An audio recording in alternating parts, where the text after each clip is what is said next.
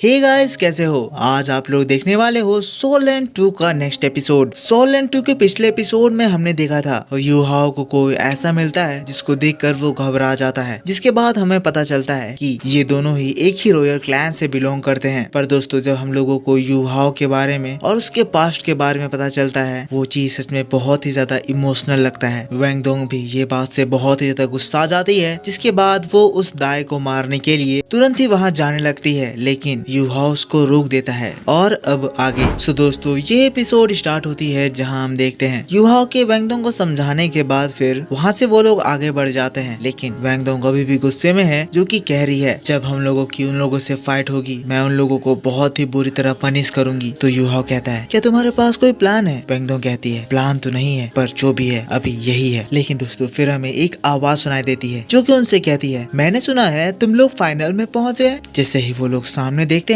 हैं cute girl Xiao Xiao चाय पीते हुए उन्हीं लोगों से ये बात कह रही है। सियाओ सियाओ कहती है, चलो हम लोग फाइनल पे पहुंच गए, अब सब फिक्स करते हैं और इस चीज को जीतते हैं। दोनों ही जैसे सियाओ सियाओ को सही सलामत तंदुरुस्त देखते हैं, इन दोनों के चेहरे खुशी से खिल उठते हैं। जिसके बाद सियाओ सियाओ कहती है, ठीक है मैं तो ठीक हो गई, लेकिन चलो सबसे पहले हमें बहुत सारा खाना खाना चाहिए। जब हम लोग अच्छा खाना खाएंगे तभी तो हम लोग कल के कंपटीशन में अच्छा परफॉर्म करेंगे। लेकिन दोस्तों, वो लोग वहाँ खुशी खुशी जा रहे हैं और इधर उन लोगों की ओपोनेंट इन लोगों पर कड़ी नजर रखी हुई है। और दोस्तों, फिर हम देखते हैं ये लोग उन लोगों से जबरदस्ती कलेश करने के लिए उन लोगों को चढ़ाने लगते हैं। यहाँ वो लोग आ गए हैं एक सोल गाय। क्या ये लोगों का हम लोगों से जीतने का कोई भी चांस बनता है? बिल्कुल नहीं। और फिर दोस्तों, ये लड़का यू हाओ की बेइज्जती भी करने लगता है, कहने लगता है, जानते हो ये हमारी फैमिली का है, पर ये हमारे फैमिली के लिए एक शर्म से कम नहीं है। यू हाओ को ये बात से बुरा लगने लगता है, वो गुस्सा आता है, लेकिन फिर वैंग डोंग बीच में आती है, कहती है, तुम आखिर कौन हो? तुम जो भी हो पहले अपना नाम बताओ, तब हमसे रिप्लाई की उम्मीद रखो। फिर दोस्तों, ये सीन शिफ्ट हो जाता है और हम लोगों को अरीना में ले जाया जाता है, जहाँ पे ये लोग एक दूसरे के आमने सामने हैं। और दोस्तों, इन लोगों का इंट्रोडक्शन होता है। सबसे पहले इस टीम की फर्स्ट मेंबर सुई याजी, ये कंट्रोलिंग ब्रांच से है, जो क्लास 5 ग्रेड 1 की है। दूसरी ओपोनेंट जू लुमिन, जो कि अटैक ब्रांच से है, जो भी सेम क्लास 5 और ग्रेड 1 की है। लेकिन तीसरा इस ग्रुप का लीडर दाई हुआबिन बहुत ही ज्यादा ताकतवर है। सेम ग्रेड और सेम क्लास का होने के बावजूद दाई फैमिली से होने की वजह से इसकी पावर बहुत ही ज्यादा अनबिलीवेबल है। दाई फैमिली की सीक्रेट बीस्ट की पावर इसके पास है। लेकिन इसके बाद हम लोगों को वैंग डोंग और सियाओ सियाओ को दिखाया जाता है, जो कि कहती है, तो फिर क्या हुआ, चाहे तुम कितने भी ज्यादा ताकतवर हो, लेकिन आज हम लोग तुम्हें जरूर हराने वाले हैं। यहाँ दोस्तों, सभी लोगों की नजर इन्हीं लोगों पर टिकी हुई है। सभी डिफरेंट क्लास के हेड आज इस फाइट के रिजल्ट को जानने के लिए उतावले हैं। और यहाँ का ये डीन इन लोगों को देखकर कमेंट करना भी स्टार्ट कर देता है। यू हाओ की टीम को देखकर कह रहा है, जो तो इन लोगों ने दो बहुत ही ज्यादा बढ़िया मैचेस खेले हैं, पर फिर भी मुझे लगता है दाई हुआबिन की टीम इन लोगों से कम्प्लीटली सुपीरियर है और वही ये मैच को जीतेंगे। और फिर अपने सामने खड़े वॉइस डीन से कहते हैं, तो आप बताइए आप इसके बारे में क्या सोचते हैं? लेकिन दोस्तों, तब हम देखते हैं वॉइस डीन एक सिक्का उछालते हैं एंड देन जो भी रिजल्ट आता है उसको देखते हैं। फिर कहते हैं, चलिए मैं कहता हूँ यू हाओ की टीम इस मैच को जीतेगी, पर अगर ये टीम नहीं जीती तो मैं आपके मार्शल सोल ब्रांच से मेरे सोल गाइड ब्रांच में अगले 3 सालों तक कोई भी न्यू स्टूडेंट को एडमिट होने दूंगा। ये बात को सुनकर डीन हंसने लगते हैं, कहते हैं, मास्टर क्या आप मार्शल सोल स्कूल के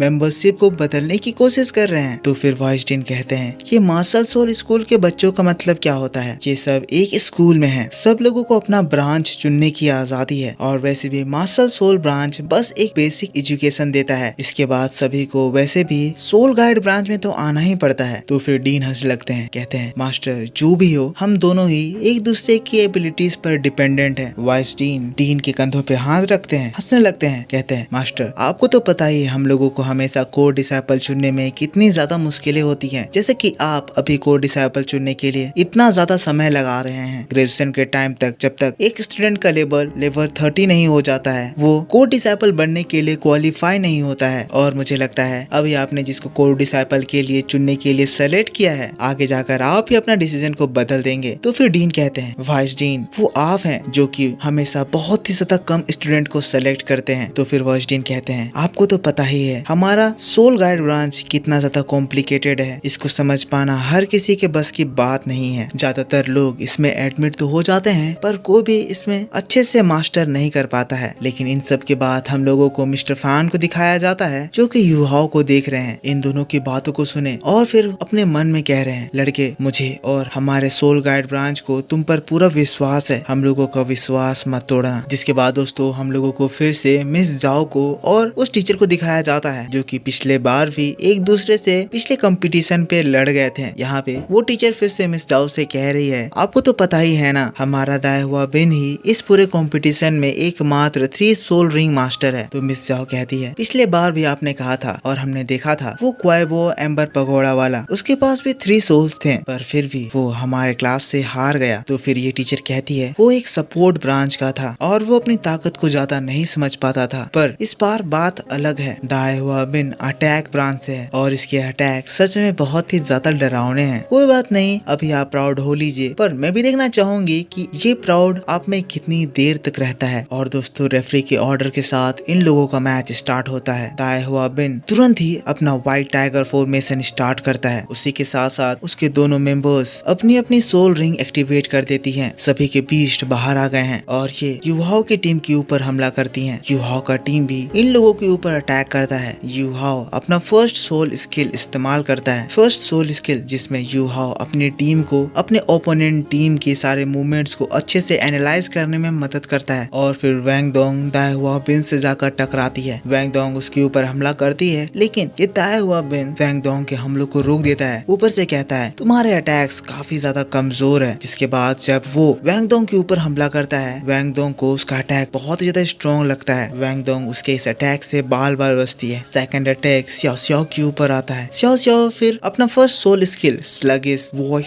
स्किल यूज करती है। इस स्किल की पावर हम जानते हैं जिससे कि ओपोनेंट के मूवमेंट्स बहुत ही ज्यादा स्लो लेजी हो जाते हैं। इसकी वजह से वैंग दोंग के ऊपर जो वो दाया हुआ बिन अटैक कर रहा था बहुत ही ज्यादा स्ट्रॉन्ग अटैक थे, फास्ट भी थे, पर स्याओ स्याओ की इस सोल स्किल से उसके मूवमेंट्स भी स्लो हो गए हैं। अब यही चीज को इनकी तीसरी टीम मेंबर देखती है स्याओ स्याओ के इस फॉर्मेशन की वजह से इन लोगों के अटैक स्लो हो जा रहे हैं और फिर वो स्याओ स्याओ के ऊपर हमला करने के लिए जाती है। ये अपना first soul skill charm skill activate करती है और एक ही झटके में स्याओ स्याओ उस अटैक के चपेट में आ जाती है और उसका वो फॉर्मेशन टूटता है, वो नीचे जमीन में गिर जाती है। दोस्तों इस लड़की के पास तो द लेजेंडरी 9 टेल्ड बीस्ट है। वेल अभी तक इस 9 टेल्ड बीस्ट का सिर्फ 2 ही टेल इवॉल्व हुआ है, पर फिर भी ये बहुत ही ज्यादा ताकतवर है। स्याओ स्याओ के फॉर्मेशन टूटने से उन लोगों के अटैक भी फास्ट हो गए हैं, जिससे कि वैंग दोंग को तकलीफ हो रही है। लेकिन इसके बाद फिर हमला सीरियस होने लगता है। वैंग दोंग भी अपने हमले को और भी ज्यादा इनहेंस कर देती है। वैंग दोंग भी अटैक ब्रांच से है और ये दाया हुआ बिन भी अटैक ब्रांच से है, पर दाया हुआ बिन का अटैक ज्यादा स्ट्रॉन्ग है और दोस्तों दोनों के ही अटैक टकराते हैं। बहुत ही भयंकर धमाका होता है जिसको देखकर ये डीन कहने लगते हैं टीम के दोनों अटैकर्स एक दूसरे से भिड़ गए हैं। दूसरी टीचर कह रही है इन दोनों के बीच का गैप बहुत ही ज्यादा बड़ा है। व्हाइट टाइगर का मसल पावर बहुत ज्यादा है, इन कंपैरिजन वैंग दोंग की पावर उससे नहीं टकरा पाएगी और इसीलिए अनफॉर्चुनेटली वो मारी जाएगी। इसके तुरंत बाद ही हम देखते हैं इस अटैक का इफेक्ट वैंग दोंग के ऊपर होता है, जिसकी वजह से वैंग दोंग बहुत ही सेवरली इंजर्ड हो जाती है। उसके मुंह से खून तक निकल आता है। युहाओ ये देखकर शॉक्ड हो ही रहा था, पर ये कैट वाली बीस्ट गर्ल युहाओ के ऊपर अपने साथ क्लॉज से हमला कर देती है। युहाओ ये अटैक देखकर एकदम घबरा जाता है। अटैक सरप्राइज अटैक था, उसे संभलने का मौका नहीं मिलता है और उसका वो क्लॉ युहाओ के गर्दन तक पहुंचने वाला होता है। लेकिन दोस्तों यहाँ पे ये एपिसोड इसी इंटेंस माहौल के साथ खत्म कर दिया जाता है।